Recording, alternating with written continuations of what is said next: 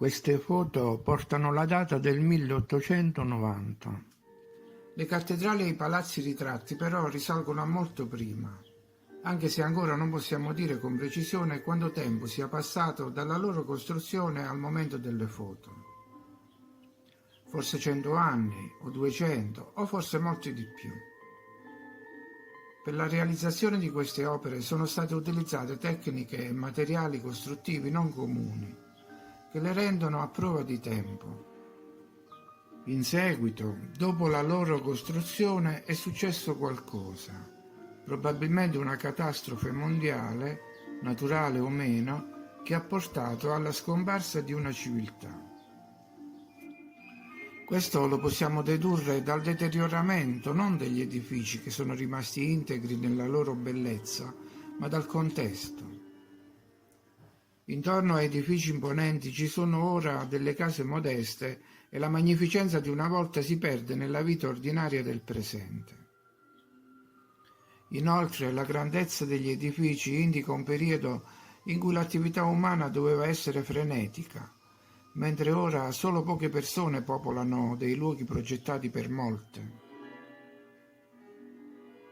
Ci sono infatti dei palazzi che hanno fino a 500 stanze, come un intero centro direzionale in un grattacielo. E possiamo anche supporre che chi ha costruito quegli edifici non avrebbe consentito che gli spazi adiacenti fossero occupati da strutture poco consone all'ambiente generale. A volte si tratta di semplici baracche di legno addossate a cattedrali irripetibili. Anche i nuovi abitanti stonano con quei palazzi. Oltre ad essere pochi individui a frequentare quei luoghi, appaiono anche spaesati, quasi degli intrusi che si aggirano fra costruzioni non adatte a loro e verso cui hanno una certa soggezione. A volte sembra quasi che siano state portate sul posto solo per il tempo necessario a scattare le foto. Sembrano non comprendere le potenzialità di tali complessi e la funzione originaria. Quanti abitanti c'erano in precedenza sul territorio per giustificare decine e decine di cattedrali con guglie elevatissime, castelli con torri inaccessibili, palazzi con cupole enormi, scale dall'esecuzione complessa. Anche la campagna ha subito trasformazioni.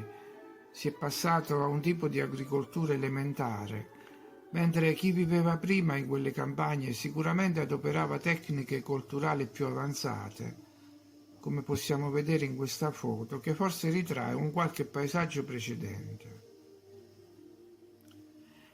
E in queste vasche, probabilmente usate come serbatoi. E se i castelli rimandano a un periodo di lotte e di contrasti, oggi gli abitanti sembrano tranquilli, intenti alle attività di tutti i giorni, il cui culmine è rappresentato dalla compravendita al mercato. Ma sono soprattutto le altre strutture ad evidenziare il grande divario con la civiltà antecedente.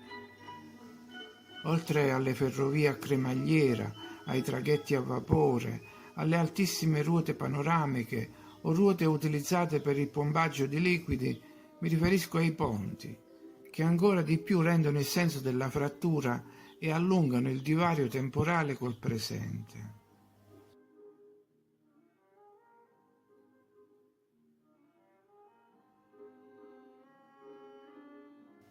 I ponti dicono che c'era già un livello tecnico avanzatissimo e ora pare si sia ricominciato da capo. Questi ponti sono opere di alta ingegneria, messe in atto in zone che ora sembrano prive di vita o iniziative. Da non giustificare, cioè, interventi logistici di tale portata. Né si nota nei dintorni un qualche stabilimento dove il ferro di quei ponti possa essere stato prodotto e lavorato e in seguito assemblato con tecniche moderne come la rivettatura. Troviamo un'ampia varietà di ponti. Ci sono quelli mobili, azionati da motori poderosi, quelli sospesi su tratti lunghissimi, un miracolo ancora oggi, quelli a catenaria, quelli in curva. e ancora addirittura doppi ponti che indicano una grande disponibilità di materiale, macchine per il trasporto e messa in opera. I ponti sono un argomento affascinante, rappresentano il grado di sviluppo di una civiltà. Sui ponti si sfidano ancora oggi alcune nazioni, rappresentano la tecnica al servizio dello sviluppo civile e commerciale. Anche i ponti di pietra, che potrebbero sembrare a prima vista più semplici da eseguire, sono in realtà strutture complesse. Richiedono impalcature elevate a decine di metri dal suolo, che spesso è solo acqua, oppure impiantate nella roccia viva, a reggere archi formati da pietre di volta squadrate al centimetro. Insomma, sono anch'esse strutture difficili, che richiedono calcoli e un livello tecnico non di poco conto. Laddove non arrivava il ferro, il lavoro veniva comunque svolto con gli stessi parametri di grandezza, affidabilità e funzionalità. Ponti fatti per durare, dunque. La civiltà precedente costruiva opere per sconfiggere il tempo, ma poi qualcosa è successo, qualcosa di cui non sapremo mai. La società posteriore ha trovato strutture integre e solide e le ha fatte sue, ma invece di mostrare gratitudine per quegli ingegneri, li ha rimossi dalla memoria, ha rimosso la loro anima. E tutto questo è molto triste.